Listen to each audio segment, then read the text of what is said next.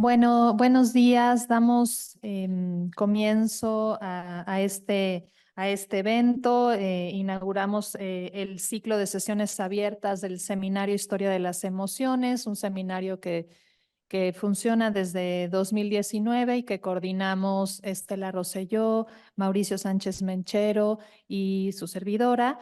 Y que bueno, hemos venido varios años trabajando y pensando sobre qué son las emociones en la historia, cómo poder historiarlas, cuáles son las perspectivas, las metodologías que nos permiten acercarnos al mundo de las experiencias emocionales. En 2022 construimos un espacio de encuentro, el primer encuentro de la Sociedad Iberoamericana de Historia de las Emociones y la Experiencia.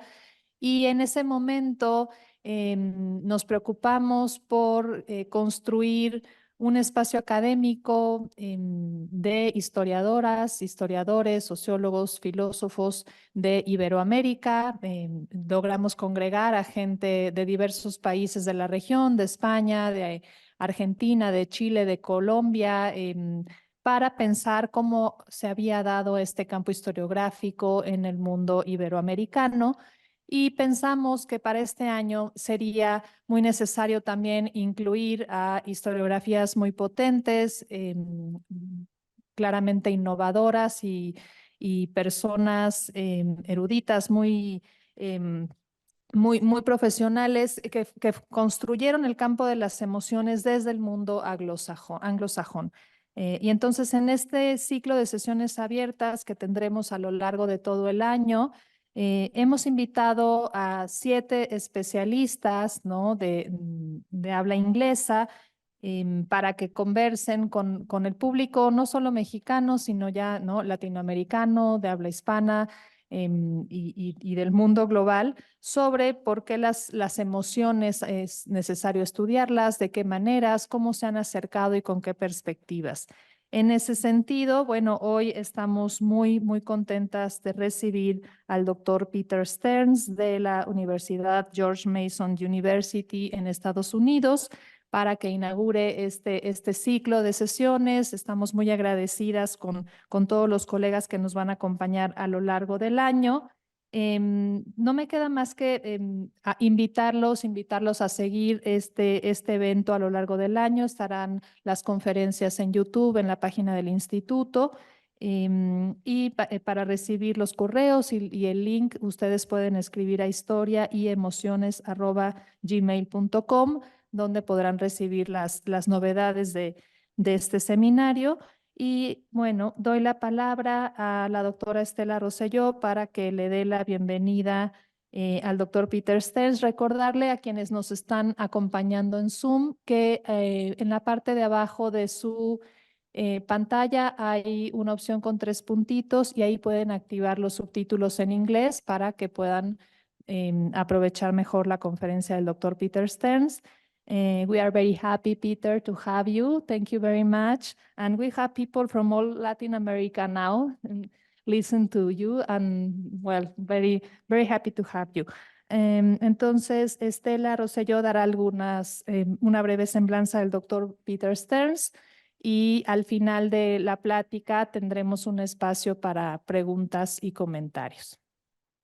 Bueno, buenos días, Susana. Qué alegría estar acá compartiendo otra vez este ciclo de sesiones de nuestro seminario Historia de las Emociones del Instituto de Investigaciones Históricas.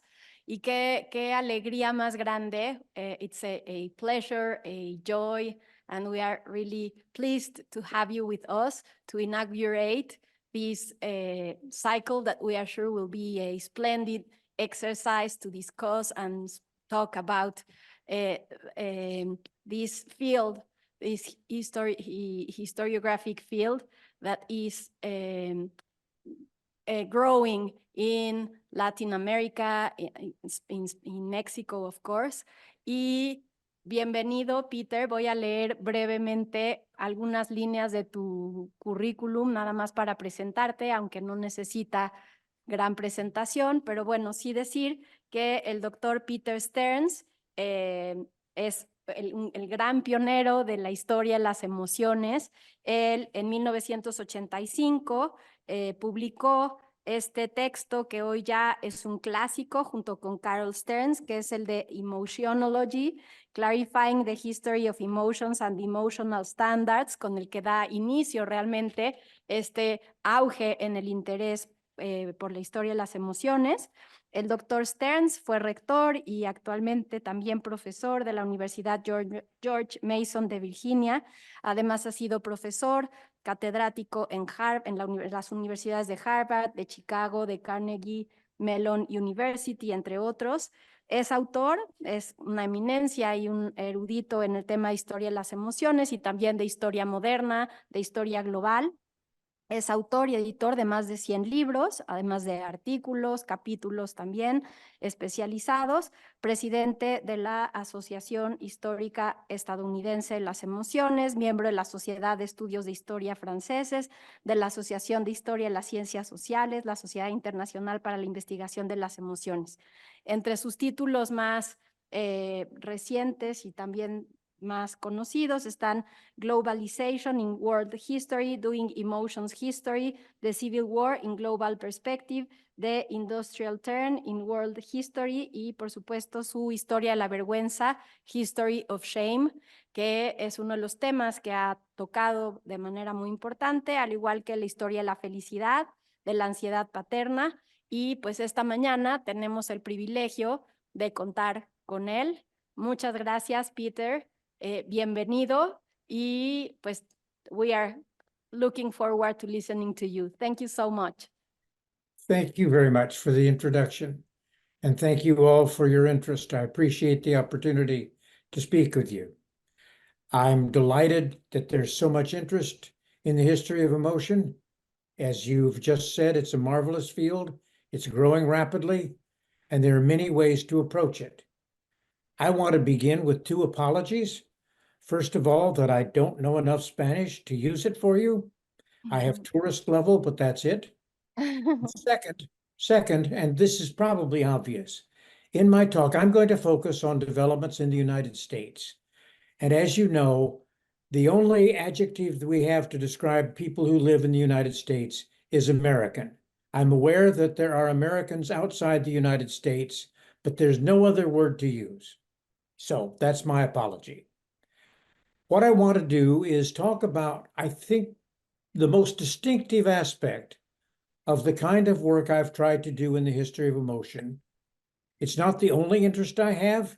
I'm interested in comparative issues, which will come up today a little bit, but not explicitly. I'm interested in larger emotional styles, or what William and Reddy has called emotional regimes, but that's not my main focus. What I've done mostly over now several decades is to try to look at individual emotions and track them over a considerable period of time to discuss patterns of change and continuity.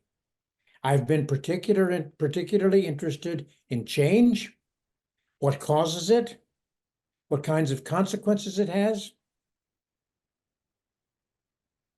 and how these changes help explain not only patterns of emotion in the past, but also contemporary emotional issues. And you can decide, on the basis of our discussion today, you can decide whether the approach I've taken indeed meets those ambitious goals. Again, my main interest is change over time and the causes and consequences associated with change over time, bringing it into the contemporary focus in ways that encourage interdisciplinary discussion of contemporary patterns as well as patterns in the past. Rather than simply talk about several cases of individual emotion, though that's frankly what I'm mostly doing, I thought I would also frame it in terms of different levels of difficulty in dealing with emotional changes and patterns over the last roughly 200, slightly more than 200 years. I'm going to talk about 4 emotions: happiness, anger, fear, and shame. 3 of the emotions, are normally discussed as basic emotions in psychology. That is, emotions that have recognizable facial expressions and crop up in presumably virtually any culture. Shame is not a basic emotion, but it has similar qualities. Virtually every society, well, as far as I know, literally every society displays patterns of shame. Very young children learn shame, usually at about 1.5 to 2 years. So while it's not exactly a basic emotion, it has similar features. What I'm going to emphasize is the extent to which two of these emotions, happiness and shame, established or follow a fairly definable modern framework that begins to be established in the later 18th century and can be traced from that framework really to the present. Whereas in the other two cases, anger and fear, while there's certainly a relevant history, the history is more complicated because establishing a basic modern framework is, frankly, probably impossible. The emotions don't follow nearly that degree of coherence in their modern evolution. So what I'm going to do is talk about two pairs of emotion, one where the framework is indeed fairly clear, the other not, and then I'll turn to the other pair. My first pairing is shame and fear. In the case of shame, in what became the United States, as well as, frankly, other Western societies, a major transformation in shame began to take shape in the 18th century. From a society that had used shame abundantly in public punishments, as in displaying people in stocks and pillories so that they could be publicly shamed and displayed for their wrongdoing, whether the wrongdoing was sexual offenses or business offenses. The range here was considerable. Shame was also used abundantly in child rearing. Children were shamed in school as a basic method of school discipline. But in the later 18th century, this explicit use of shame began to be reconsidered on the basis of a new sense of individual dignity. An American founding father named Benjamin Rush in the 1780s declared, "Everybody agrees that shaming is actually worse than death." That was a new thought. It had really never been expressed in any major way before the later 18th century, and it depended, obviously, on the new valuation of the individual and the sense of individual dignity that was associated with the Enlightenment.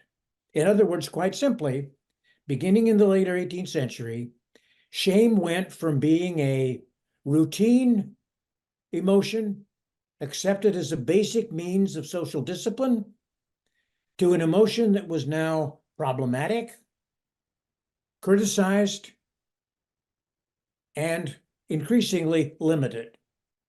And this was not simply an intellectual exercise. We can trace the new hostility to shame in a number of specific ways. First, beginning in the 19th century, the public shaming rituals that had been so common previously are now simply abolished.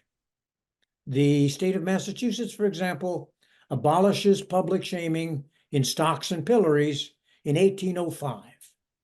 And every American state does this between 1805 and the early 20th century. In other words, classic institutions of public shaming are simply gone. They're no longer permitted. Equally important, although a little bit harder to trace, recommendations concerning child begin to emphasize, and again, this this occurs at least from the 1820s onward, begin to emphasize how shaming should not be used in disciplining children. It damages them. It harms their self-esteem. It's counterproductive. You shouldn't do it.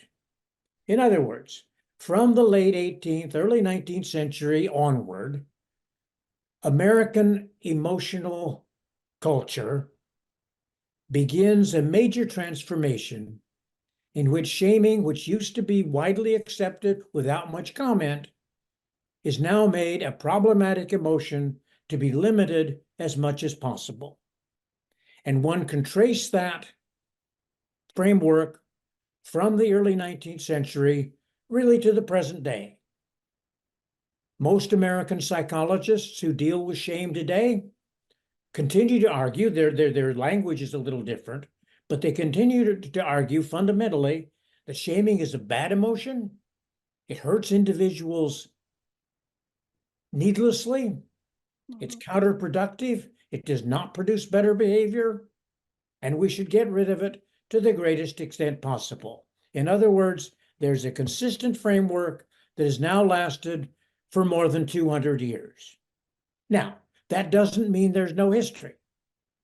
In between the early 19th century and the present, for example, it's really interesting to trace the effort to limit shame in schools. The notion that shaming should not be used in schools begins to be discussed certainly by the later 19th century. Teachers are increasingly told not to shame students. And some of the most dramatic methods of shaming students in classrooms do disappear. For example, we no longer use dunce caps. And even quite recently, occasionally a teacher who blatantly shames students is actually fired. On the other hand, it's hard, probably impossible, fully to get rid of shaming in schools. So you can trace the role of the new criticism of shaming in schools, but it's not the same thing as saying shame disappears. Another complication. Although the effort to limit shame is a consistent modern theme, new targets for shame do crop up nevertheless. For example, by the early 20th century, as body standards change, a new target for shame, what we now call fat shaming, the effort to use shame to urge people to lose weight, becomes a new target for shame, even within the modern framework.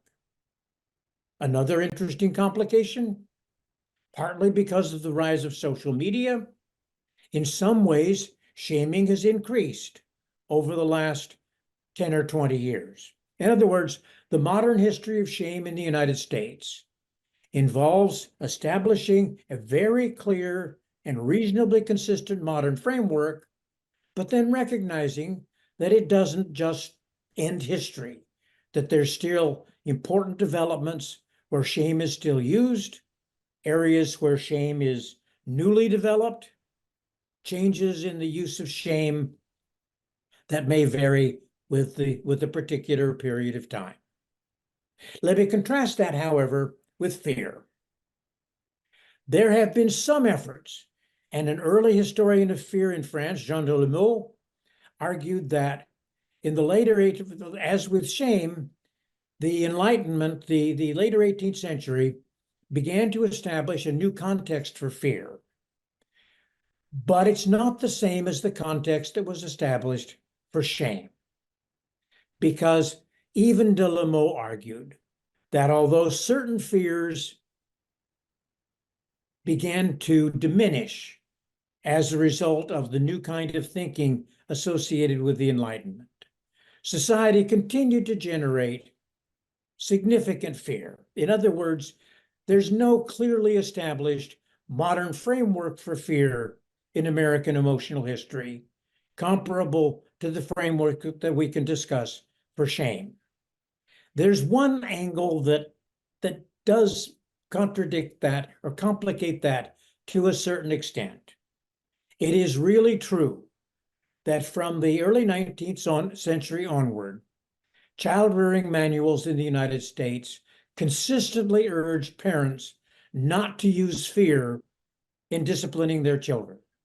In other words, the traditional notion that one way to make children behave is to scare them, to talk about boogeymen, to talk about bad things that will happen to them if they don't behave. The new approved methods urge parents not to do that. And it's almost certainly true that over time, American parents did reduce the extent to which they explicitly tried to use fear in discipline. So to that extent, there's a bit of a modern framework. Otherwise, however, the modern history of fear focuses not on how an overarching framework redefined fear, but on two kinds of change. Change one, which is really fascinating, is the extent to which between the 19th and the 20th centuries, there was a significant shift in the recommendations concerning fear, particularly directed at boys and men. In the 19th century, emotional standards urged that boys and men should learn to overcome fear, should learn to conquer fear through courage, and frankly, should on the whole be advised not to talk about fear too much. In other words, a solid boy or a good man was not a person who discussed fear too openly and who managed to control it in practice. In the 20th century, that emotional style changed gradually. And people, particularly men, were increasingly urged that it was all right to discuss their fears openly, that fear could be a psychological problem if it was repressed. Military discipline moved from assuming that a good soldier would not discuss fear and would simply conquer fear as part of his duty, gradually shifted to the notion that discussing fear was an inevitable and healthy part of the human experience, that fear needed to be openly admitted. The concept of post-traumatic stress disorder, or PTSD, began to be admitted. In other words, there's a significant change within the modern history of fear from an effort largely to repress to a new interest in openness and granting fear as a problematic experience. But that's not the same thing as looking at a coherent modern framework that's lasted for 200 years or more. The second modern approach to fear, and it's fascinating, simply looks at different fear fashions that change over time.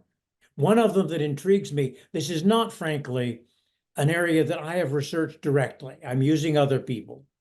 One of the intriguing ones, which many of you may be aware of, is the rise and fall of the fear of being buried alive. In the late 18th century, many people in the United States and other parts of the West began to express an unusually strong fear of being buried alive. This had not been a dominant emphasis previously. Presumably, it reflected new concerns about modern medicine, new concerns about death. It was played up by the popular press. This was an area where modern media began to influence emotion. So all sorts of expressions of fear of burial alive dot the 19th century. George Washington, for example, stipulated that he should not be buried until at least 2 days after his death, to be sure that he was indeed dead. Coffins began to be sold that had bells, so that if by any chance you were buried alive, you could ring the bell, and somebody hopefully would rescue you. And the intriguing thing here is fear of burial alive simply began to stop by the early 20th century. It just no longer was a fear target. People became more comfortable with modern medicine. Governments now registered death in a way that helped resolve fear. So there's a simply time-bound history of fear of burial alive. It rises and it falls, and it's intriguing, but again, it doesn't follow an overarching modern dynamic. Another facet that I've been interested in exploring, which is still active today, is the rise of irrational fear of crime that begins to take shape in the United States from the 1970s and 1980s onward, and is still very pervasive. In other words, a level of public fear of crime that vastly exceeds the actual level of crime. In the 1980s, for example, polls suggested that Americans believed that about 55,000 children were kidnapped by strangers every year. In fact, the figure was 200 to 300.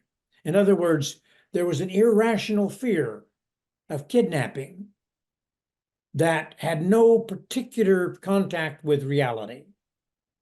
Correspondingly, polls suggested, both in the 1990s and interestingly still today, that even in periods when measurable rates of crime were going down, Americans continued to believe they were going up.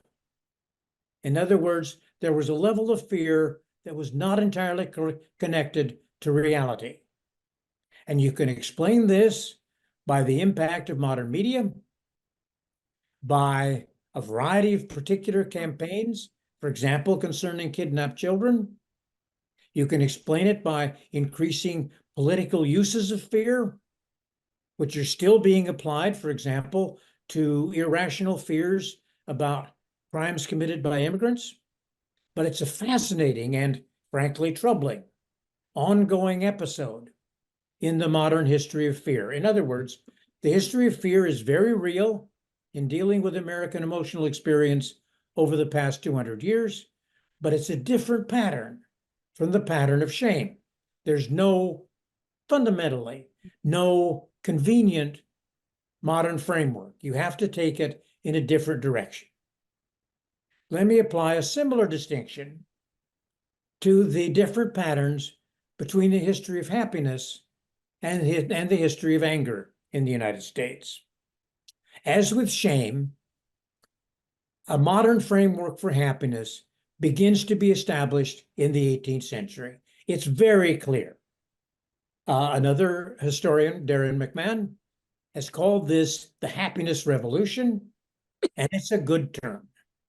In other words, beginning in the later 18th century, increasing numbers of people in what became the United States, as well as other places, but increasing numbers of people were encouraged, first, to believe that happiness on this earth was possible.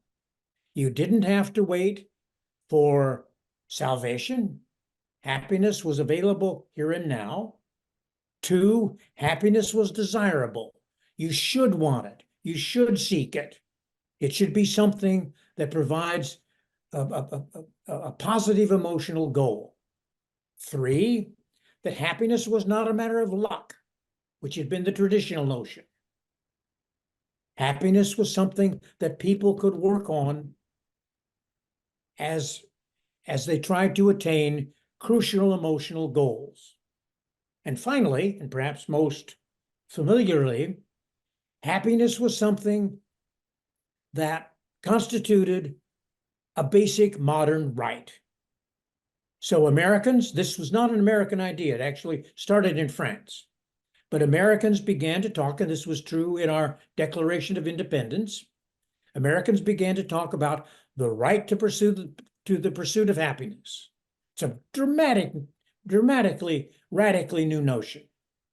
And some state constitutions even simplified this formula by the later 18th century, and they simply said people had the right to happiness. From that point onward, in modern American emotional history, one can trace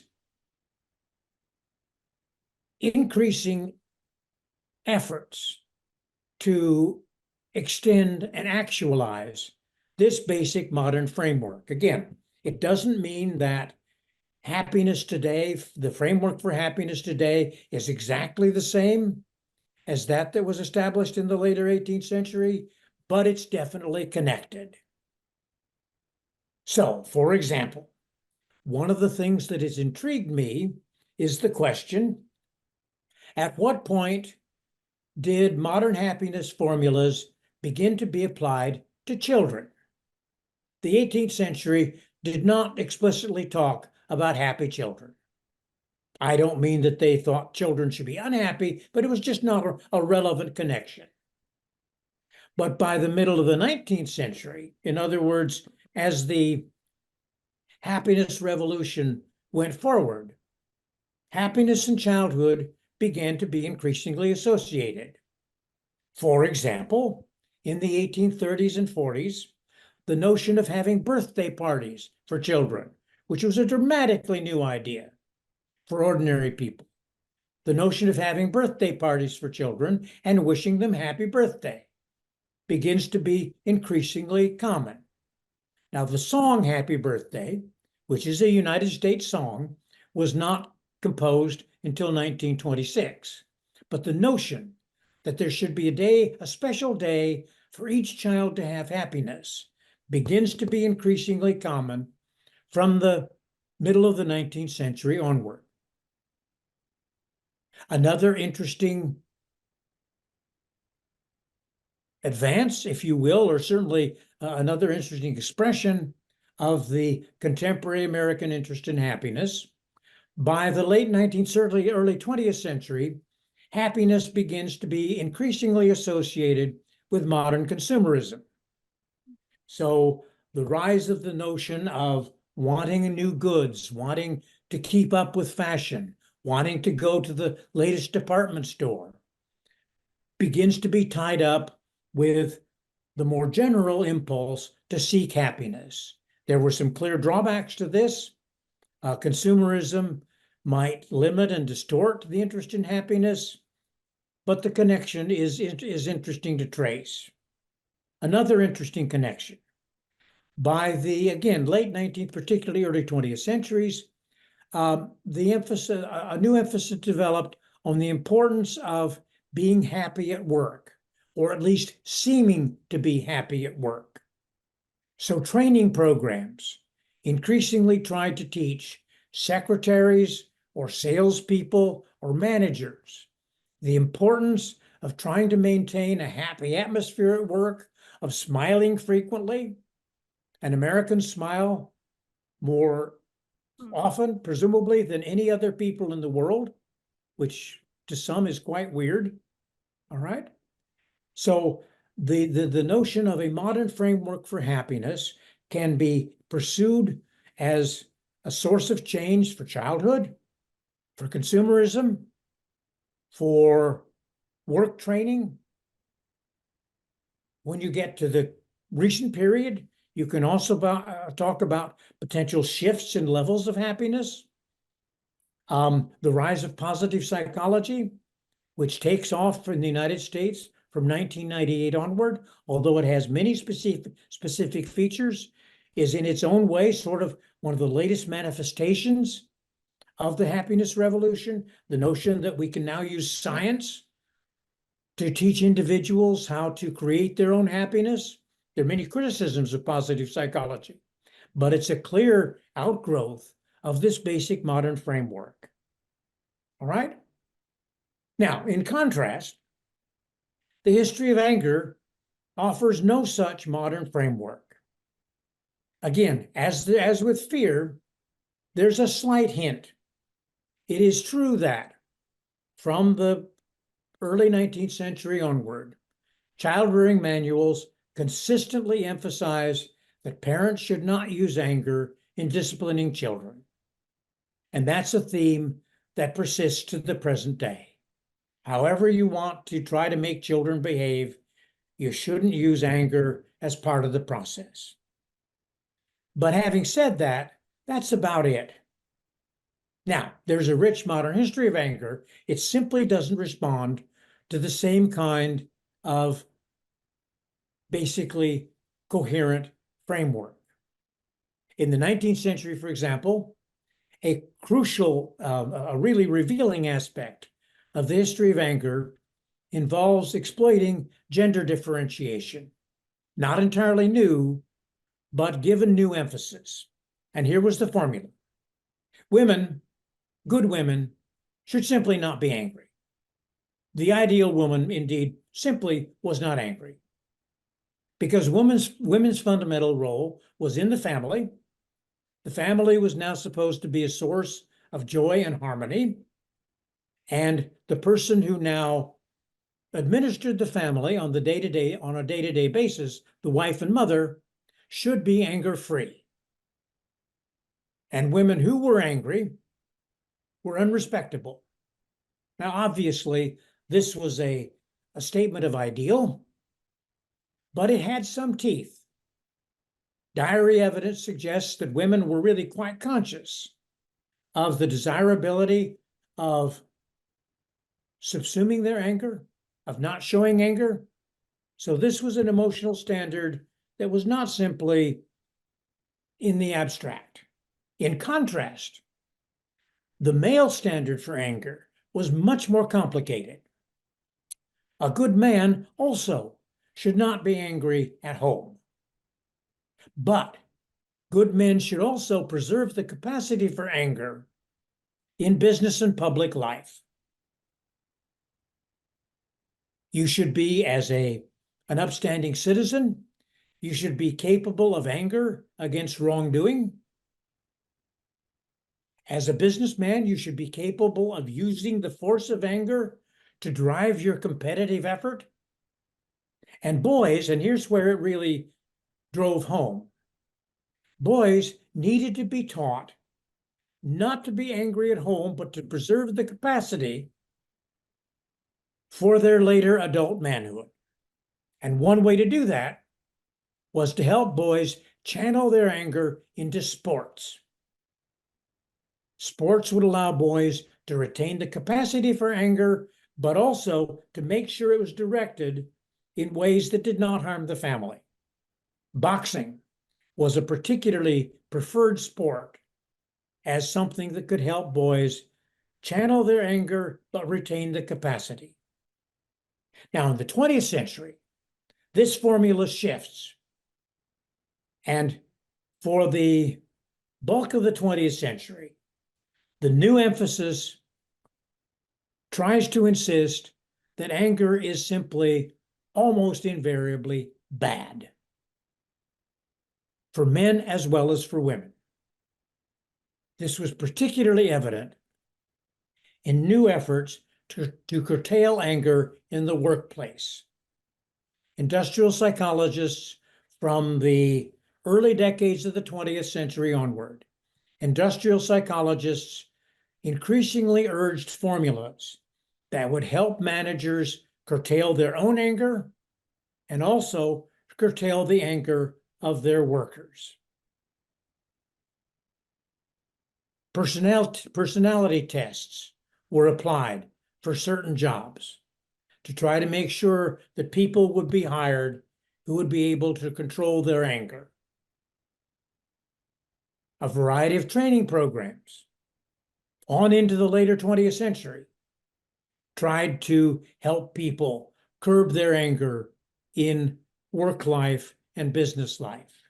And the whole notion of anger management, which is still with us, was again a training device based on the notion, first, that anger had no legitimate role, and second, that expertise, psychological expertise, could help people overcome an emotion that had no particular purpose.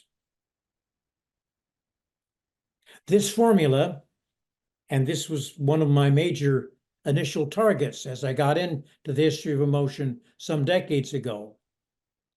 This formula, I think, has been recently challenged. And I think there's a contemporary there's an opening contemporary story which talks about the rebirth of anger in American public life that has taken many forms. Shock radio, which began to develop in the 1980s, where radio personalities were just openly angry. Anger was the way they sold their programs. To American political life, where, as many of you know, open anger is now a trademark of some leading American politicians.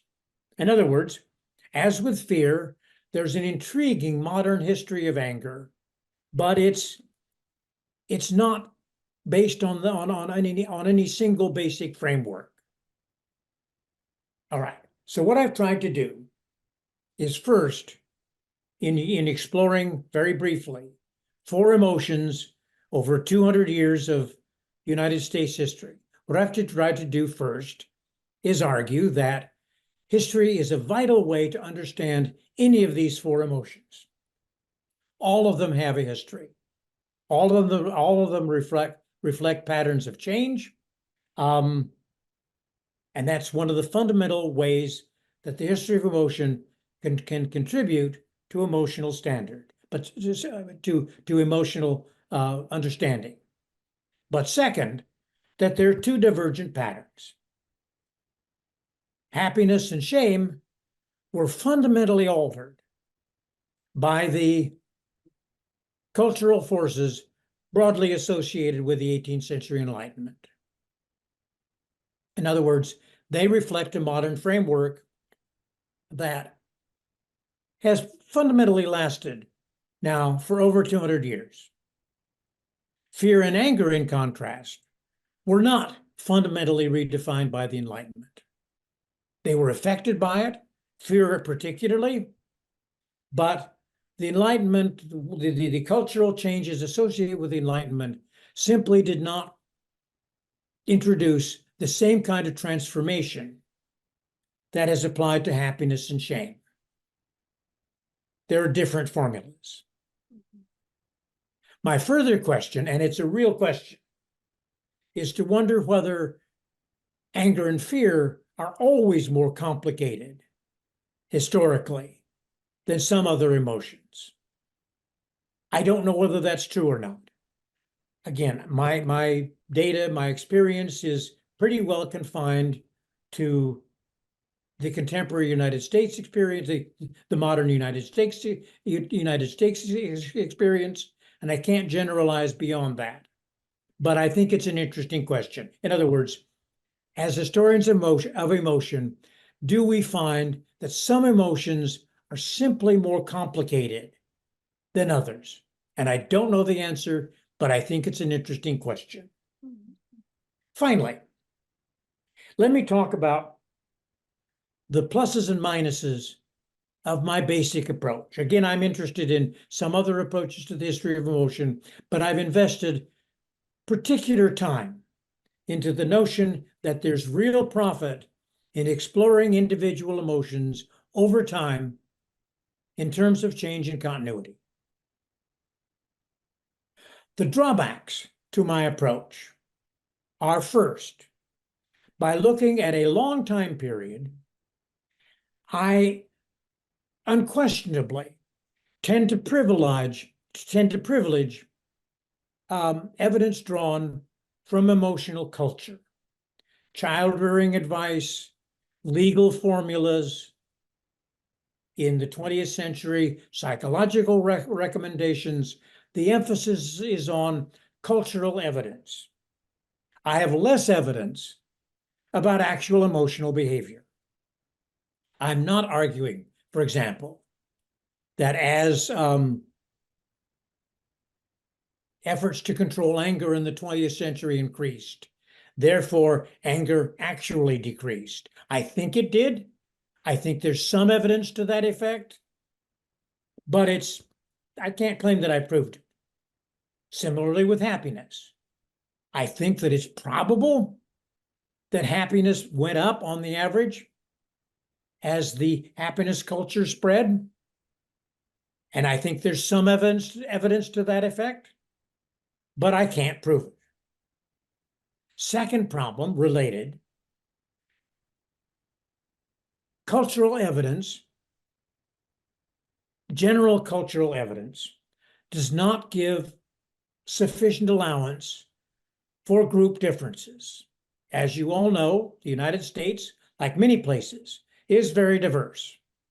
We have social classes, we have racial and ethnic divisions, we have other regional divisions, we have all sorts of divisions.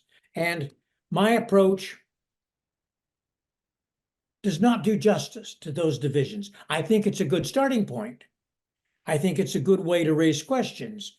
Did Italian-American workers experience the same emotional culture that was being applied to the native white middle class? The answer is undoubtedly not, but they were probably influenced to some extent. But this is another category where my approach is, I hope, useful, but by definition, inadequate. What my approach does do, and I'm going to end on a positive claim, what my approach does do is allow some effort to explore change over a considerable period of time, some opportunity to explain why this change occurs, some opportunity to explore what some of its consequences are, and therefore some ability to use history to talk with other emotions researchers in sociology or psychology about the nature of contemporary emotional life. And what I hope is, again, granting that there are all sorts of ways to study the history of emotion, what I hope is that more people will be inspired to do some of this kind of work for other societies. In other words, trace the history of fear over a longer time period in a region of Latin America. I don't know what you'll find, but I think the effort, the framework is potentially a useful one, because I think one goal should be, not the only one goal should be the capacity to do more comparative work than we're currently able to do. How does the modern history of an emotion in the United States compare to the modern history of that same emotion in another major region? We can't do most of that now because we don't have the comparable comparative effort. And I think that would be one of the many new goals we could shoot for in our further work to figure out what emotional history is all about and what it contributes to the understanding of society. Thank you for listening, and I'm very happy to take any questions you might have.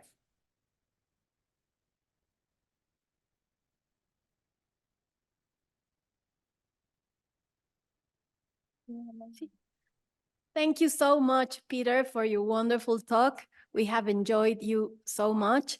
And after having some problems with the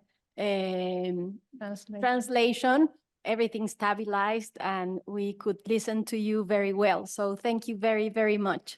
My pleasure. We hope there will be lots of questions today. And I don't know if here in the room where we are, there are some, or maybe in the chat. Let's see. Everybody's saying that. Thank you very much. Excellent talk. Thank you for this interesting talk. Well, you can read the comments in the chat. So thank you. Really, thank you very, very much. I have many questions, but I'm sure many others may have some. So let's. Susana has one, so we're going to start with her. Thank you very much for such a splendid conference and this particular look at the history of emotions. Your study on the use of fear to this discipline has been very important for me. I would like to ask you how fear has been linked to the construction of gender. I am thinking about masculinities. Yeah. And if you could tell us a little more about the gender division Sure. about emotional experience? Sure. Thank you. The easiest way to start is with the classic 19th century formula. And the 19th century formula was, it was perfectly all right for women to be afraid. Women had many emotional strengths, they were loving, etc., but they were, quote, the weaker sex, and expressions of fear were simply normal. Nobody worried about girls' fear. Indeed, masculinity contained a more than sneaking suspicion that it was actually a male strength to be able to comfort women in their fear.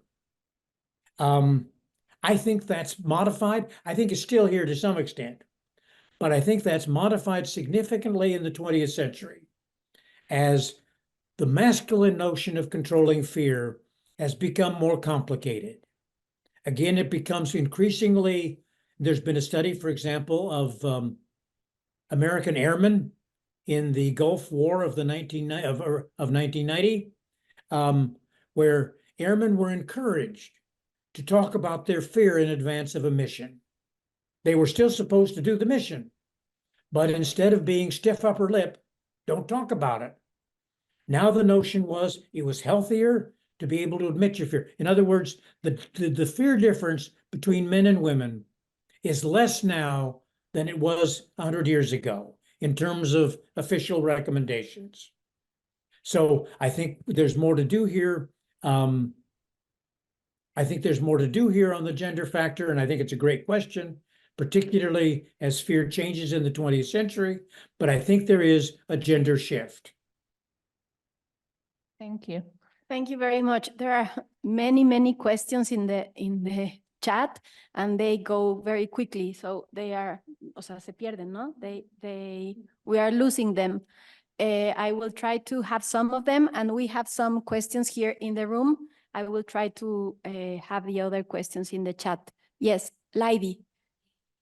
No, ¿puedes acercarte aquí? Thank you, Professor, for your conference.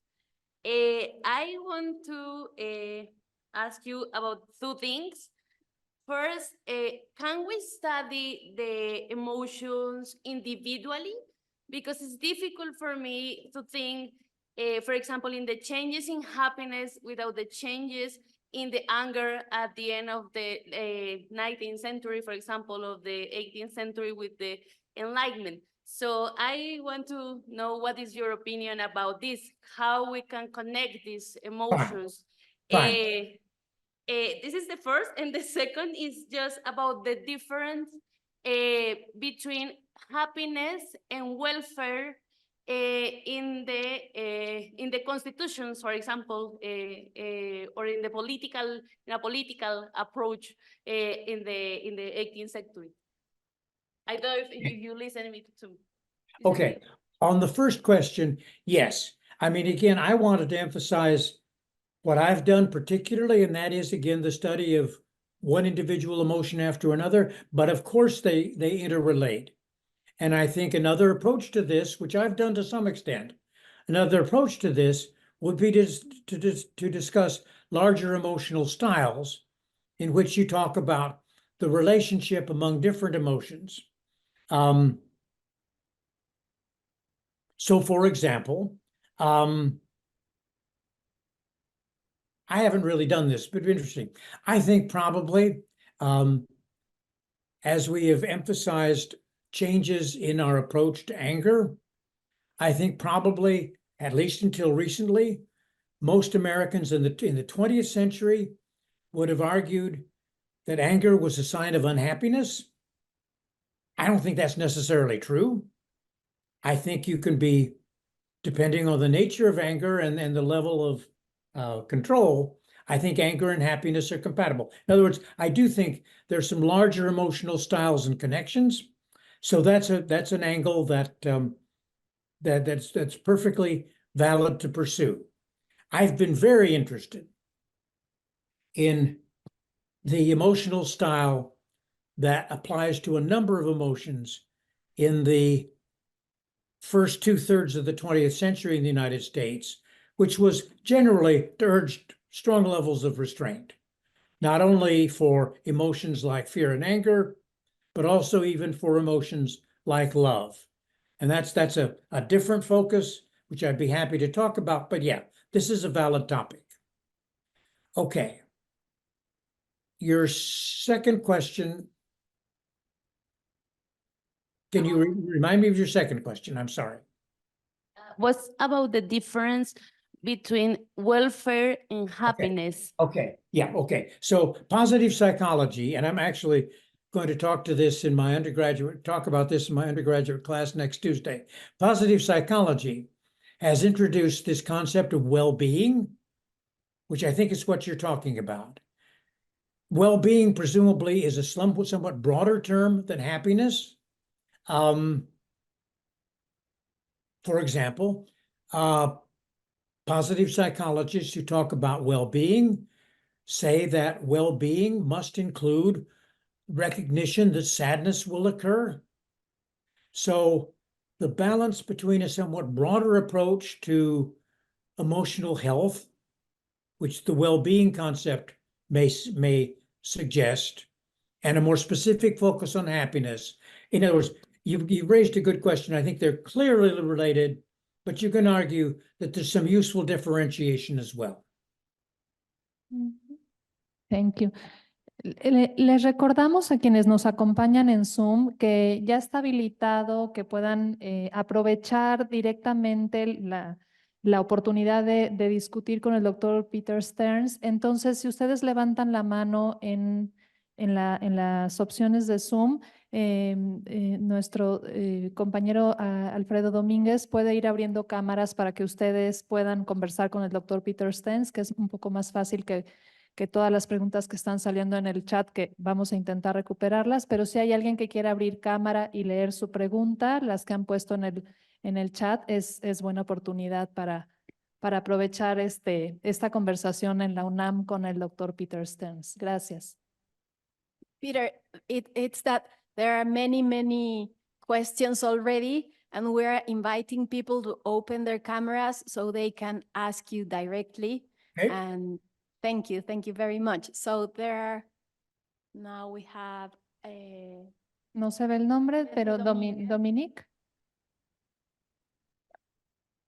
Sí, gracias. Thank you. I have one question. Well, I have two questions.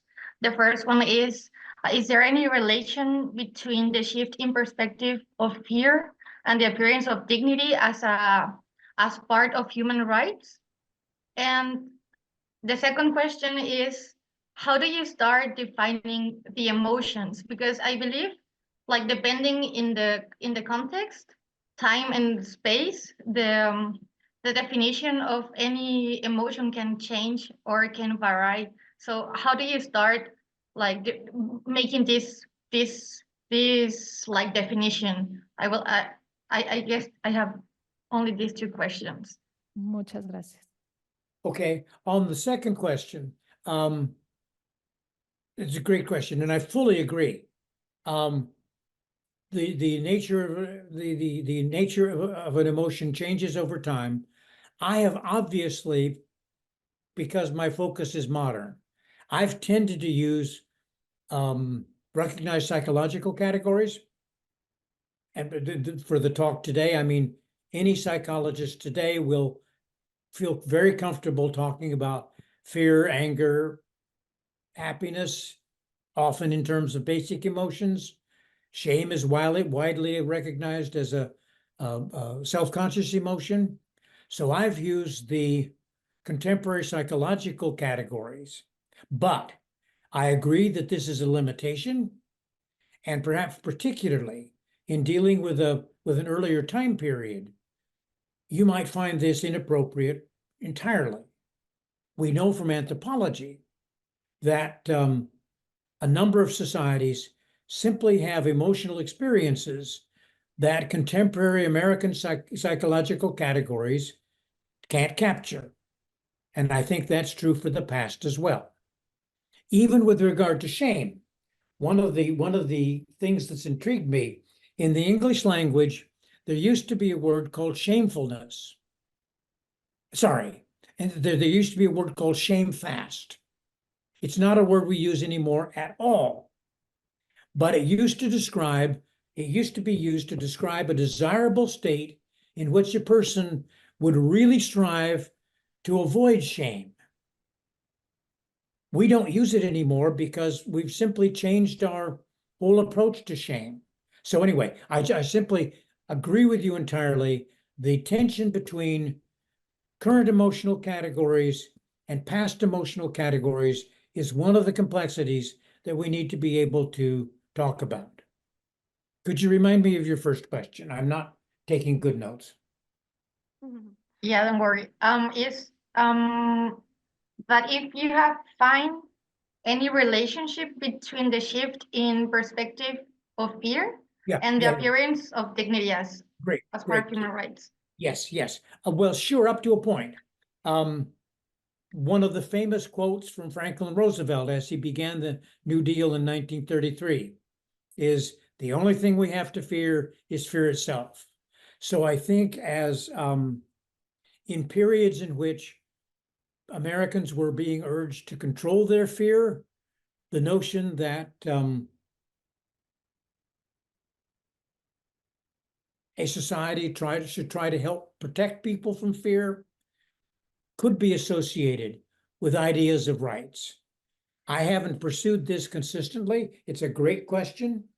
I don't think it's been codified as a human rights category, but yes, it could relate to definitions of human dignity, and that's a relationship that it would be interesting to trace. I don't agree, again, I admit I haven't done it, but it would be a connection that's logical to pursue further. I actually made a mistake. I wrote the question and I wrote fear instead of shame, but I guess it also makes sense. No, they'd be the same. Shame slash dignity. Yeah, I think clearly, even more clearly, it would be easy to argue that particularly as psychologists now try to urge people to avoid shame, it would be easy to argue that freedom from shame is associated with appropriate human dignity. Yes. Thank you very much, Professor. Isabel, ay, es que no veo bien, pero Isabel Burruel, les rogamos sean muy breves en las preguntas para que todos tengan oportunidad y también si nos pueden decir desde qué país nos acompañan. Gracias. ¿Se me escucha, no? Sí. Sí. I have a question. I am having the meeting from Spain. How can we do history of emotions when this evidence of emotional culture is not available? I mean, in my case, I'm researching fear in Castile between the 14th and the 16th century. So I'm naturally curious in how would you study in a period so different than modern US? I mean, what will be your starting point? Okay, a great question, and almost by definition, I can't answer it because I haven't worked on that period. But I mean, for example, when and you know the work of Jean Delamont on fear. I mean, obviously, he used religious evidence extensively. So in a period in which religion was a predominant cultural influence, I would assume that religious texts, this was Delamont's assumption, that religious texts referenced fear fairly frequently. The importance of fear of God, the validity of using fear of God as a method of emotional discipline. So the sources are going to be very different from what I've emphasized for modern United States. And in some cases, the references may be harder to find. There may be less explicit discussion, but every society has an emotional culture. It may not reference all the emotions that we talk about today, and it may reference some emotions that we don't talk about today. But there's going to be cultural evidence in every case. Again, religion would be my starting point. There might be other kinds of evidence in For example, literature, some of the troubadour poems concerning secular approaches to military life. I mean, I don't know whether the Song of Roland, for example, has references to fear or not, but it's a military emphasis, and fear might certainly have come up. So I don't have a specific answer because I haven't worked on the period, but you're going to be able to find it.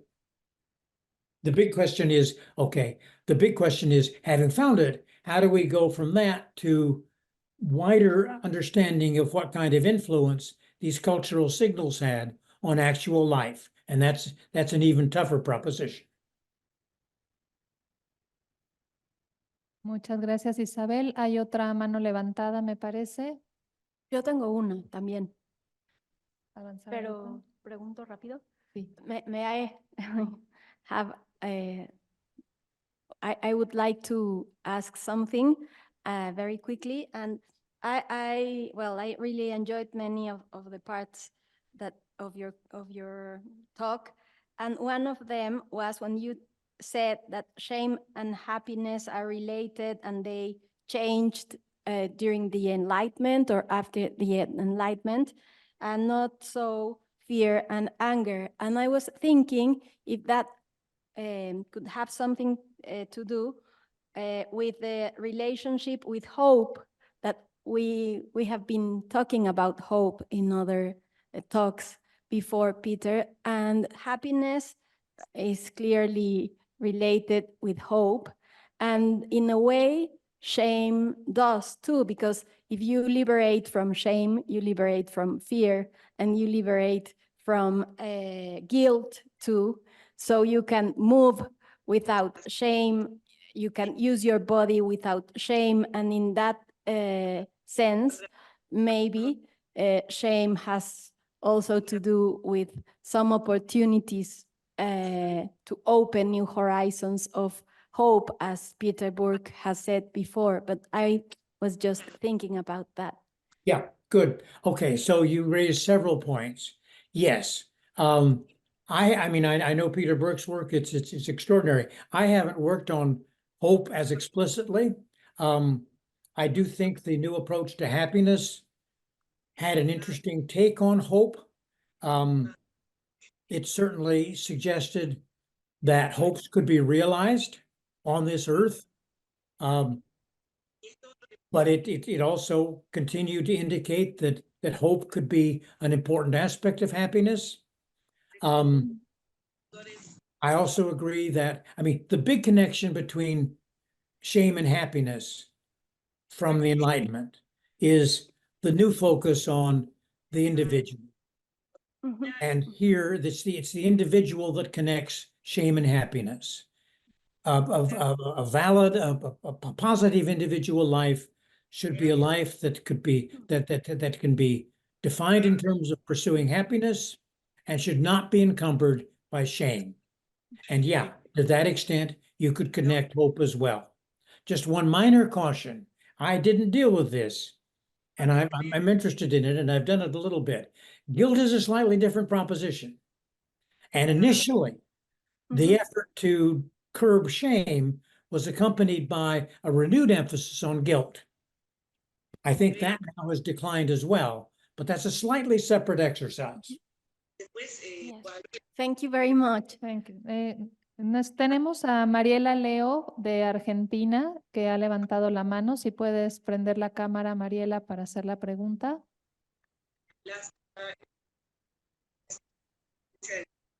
Mariela, ¿estás por ahí? Hola, hola. Sí, No ahí sé ya qué te pasa. ¿Tienes cámara para que te vea el Tengo, pero profesor? me dice que the host has stopped it, that I cannot start it. Ahora le pedimos a Alfredo Domínguez que nos ayude a prender la cámara. A ver, ahí. creo Ahí que está. estás. Ahí estoy, ok. Sí. Hola, escuchamos. ¿cómo está? Qué lindo ver a Sandra Gayol por ahí. Yo hablo desde Argentina. Yo tengo I have a question. If you have studied, I understand for your presentation that you haven't studied much about the the links between the cultural frame and behavior, but if you have thought about the relation between emotion and agency, not only for the political use of emotions that have been quite studied in different works, but about, for example, how I've studied how families use the guilt to impart obedience in their boys who were in orphanage, in institutions. And I was thinking, if you have thought about it, I don't know if my question is quite clear. Sure, sure. So look, I mean, a really interesting challenge is, to the extent, and again, I don't mean that this has happened completely, but to the extent that a society begins to downplay shame, which I think has clearly been true in the United States overall, the question arises, how do you instill conformity? If you're not using shame, how do you suggest the incentives for appropriate behavior? Guilt might be one mechanism, but I think increasingly, for example, you can trace this in the schools. Increasingly, in principle at least, the notion was that instead of using negative emotions, what we now call negative emotions, to guide behavior, use positive emotions. Let students know that if they do this well, they will be happier. They will be rewarded positively. So I'm not trying to do this, I'm not trying to do a whole formula here, but the question you raise is great. Yes, any society is going to use emotion to try to shape appropriate behavior. But the choices in what emotions to use can vary widely. And that's an interesting target for historical inquiry. Thank you very much. Thank you, Peter. Eric Jaro Amaya tiene también la mano levantada. Le agradecemos si prende su cámara para conversar con el profesor Stearns. And Peter, can you read the questions in the chat? Because there are nice comments for your talk and maybe interesting questions that maybe you can keep for other moments. Mm-hmm. Yes, I've seen all the chat questions. I think they're all interesting, and I'd be happy to talk about any of the ones you want. Yeah. So, Eric, please. Si nos dices de dónde nos acompañas, Eric. Hola, hola, buenas tardes, ¿se me escucha bien? Sí. Ok, bueno, soy de aquí del Distrito Federal, el otro Distrito Federal. Y bueno, this is my question. Thank you very much. Thank you very much for this opportunity, and I'm glad to be here with you. Okay, well, I have only one question, and it is, can we say that emotions transcended and are reproduced by the way we relate generationality? I mean, the emotions evolve according to the generation, or are they maintained according to political discourse? Yes, okay, great question. So the first answer is yes. It seems to me we already know there's a lot more work to do here historically, but we already know there are significant differences in different regional emotional styles. I mentioned before, and it's a really fascinating topic. People in the United States smile much more than Germans do or Russians do. There's a Russian saying, "He who smiles a lot is either crazy or American." So there are clear differences in style. And tracing those differences historically is, I think, one of the comparative targets that we should be working on. The other interesting thing you suggest, and here I don't think we have much work, is as society becomes increasingly global, how do different emotional styles affect global relationships? Let me give a very humble example that intrigues me. At the Yalta Conference that was held toward the end of World War II, Franklin Roosevelt, the American president, tried constantly to make Stalin smile. He wasn't comfortable with the Russian non-smiling approach. Now, whether this affected diplomatic negotiations or not, I don't know. But as international contacts have increased, how have we negotiated or modified particular regional emotional styles? It'd be a great thing to explore. I think it's primarily a contemporary history question, but it's a really good one. Okay, thank you very much. Peter, there's a question in the chat which we find very interesting. I don't know if you can read it, but I will read it for you. And it says, I can see who is asking that because the name is not clear. But it says, first of all, thank you for the great conference. It is clear to me that historizing emotions opens other possibilities for understanding human behavior and attitudes towards social historical processes. I would like to know if you have found relationships between the improvement of the living conditions of the North American population, the conquest of free time as right, and the conception of happiness.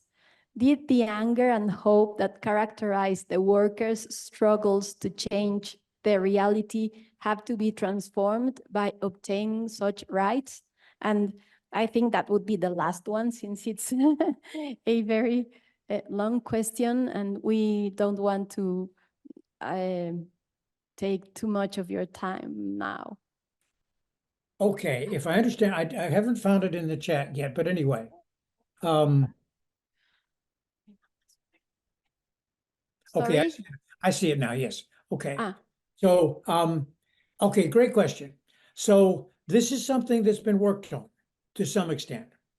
So first of all, and here I'm talking about my own findings, we know that a culture that emphasizes happiness developed strongly in the United States, and I think in many ways it still persists. We also know that there are limits in the association between improvements of standard of living and happiness. There's something called the Easterlin paradox, which was devised by an economist in the 1970s, which demonstrates pretty conclusively that as living standards improve, as consumer standards improve, happiness improves up to a certain point, but then the relationship diminishes so that more consumer goods do not provide a corresponding increase in happiness. I think there's also interesting evidence that associates happiness with leisure time. But an interesting aspect of the United States experience over the past half century is that our leisure time has not increased significantly. We have the third highest rate of working hours in the world today. Mexico is highest, South Korea is next, and then the United States. So we have not translated a high standard of living into leisure as much as we probably should have from the standpoint of happiness. And these are relationships that I think are intriguing, they're complicated, and I think the history of emotion can help. On workers' anger, okay. Yeah. So the classic period of expressions of working class anger in the United States are, I think, particularly associated with from the late 19th century through the 1950s. High rates of strike activity, high rates of unionization, abundant invocations of anger in defending the workers' cause. But that connection, it hasn't disappeared. That hasn't disappeared, but that connection has become more complicated since the 1950s. The union movement has declined. Strike activity has declined.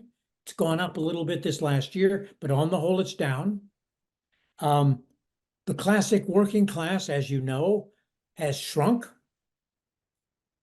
More workers are white collar than blue collar. And finally, the effort to reduce anger had some real impact. Much protest between the 1950s and at least very recently. Much protest was conditioned on the notion you can protest, but you shouldn't be too angry. Because anger is a sign of loss of control, it's a sign of immaturity. So the relationship between anger and worker goals became more complicated from the 1950s onward. It's not that workers gained, in many ways, workers' conditions have themselves become more complicated in the same period. We've seen growing income inequality. Standards of living for the ordinary person have gone up, but not all that much. It might be the target of anger. Perhaps it is now the target of anger as anger standards have shifted. But this relationship until very recently, this relationship was much more complicated than had been the case in the earlier 20th century. So, great question. Living standards relate to emotion, but the relationship is complicated. The role of anger and protest also clearly there, but also complicated. Thank you very much, Peter. We have many other questions. We are sorry we are not going to be able to be here for more time. We think you may be tired. It has been a long talk and you have been so generous with us. Thank you very, very much. There were some questions about racialization and also about generational transmission of some emotions. And we are really very, very happy because we see with the chat questions that there are many, many people very excited about working on this field that you opened some years ago now. And we are really very happy to inaugurate this conversation in Latin America with you. Such a pleasure, and thank you very much. Thank you for your patience also, both you and the audience with this hybrid Spanglish speaking exercise, but that's very nice to making the effort to understand ourselves and trespassing these boundaries of language. So thank you, really, thank you very much.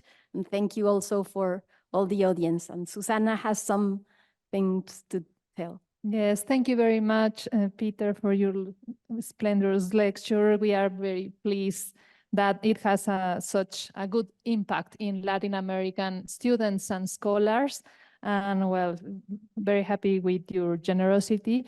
Bueno, en efecto, esta es una experiencia que quisimos hacer en nuestro seminario de abrir la conversación con académicos de habla inglesa y bueno, yo creo que a pesar de las dificultades, nosotras no somos traductoras, intentamos hacer lo mejor que podemos para establecer este vínculo entre estudiantes, entre académicos de América Latina, de España, para conversar, tener la gran oportunidad de poder conversar con figuras historiográficas de tal relevancia en la historiografía mundial, podemos decir.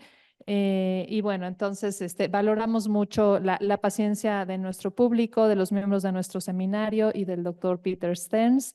Esta conferencia en breve se va a subir a YouTube para que puedan seguirla consultando por si hubo dudas, por si quieren seguir la conversación con más calma.